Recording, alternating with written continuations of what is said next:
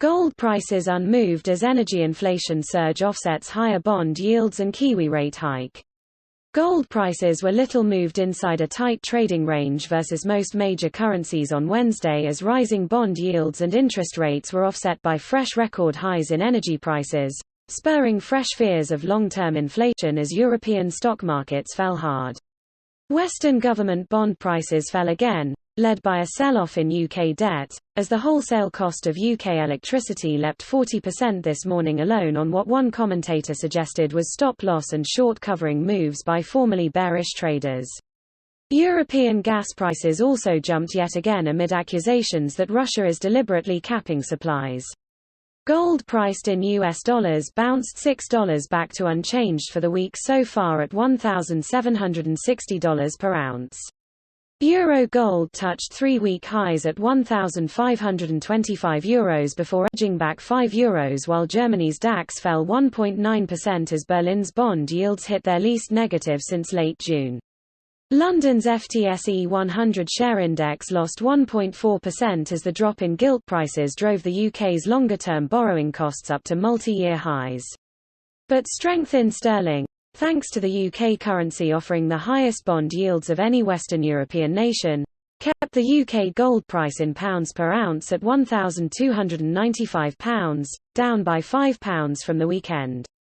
To maintain low inflation and support maximum sustainable employment, New Zealand today became the second major rich world economy to hike its central bank interest rate after Norway moved from 0% to 0.25% last month.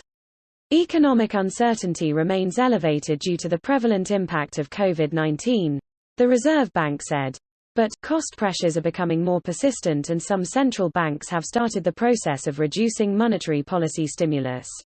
Moving up to 0.50% from its own record low of 0.25% today, further reduced monetary stimulus, after the RBNZ in July halted additional new QE money creation and bond buying, and then tightened loan-to-value ratios for new mortgages 2 weeks ago.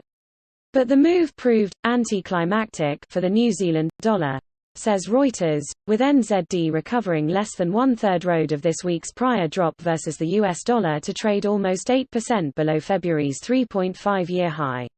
Even so, the RBNZ is likely to be a year ahead of the US Federal Reserve, and possibly 2 years ahead of Australia's RBA, reckons Kiwi Bank chief economist Jared Kerr, and the widening interest rate differentials point to further upside in the Kiwi dollar.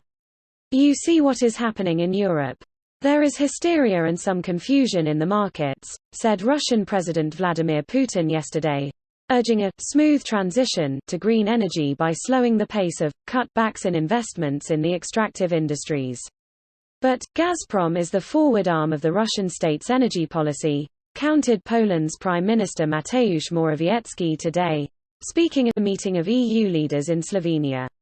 We can see where the dependence on Gazprom and the dependence on Russia lead to. Russia is fulfilling its long-term contracts, according to EU Energy Commissioner Kadri Simpson yesterday, but some European countries have asked the economic bloc to review Moscow's influence while also calling for an EU response to the crisis, reforming energy market regulations and making joint gas purchases while raising consumer subsidies and offering energy tax breaks.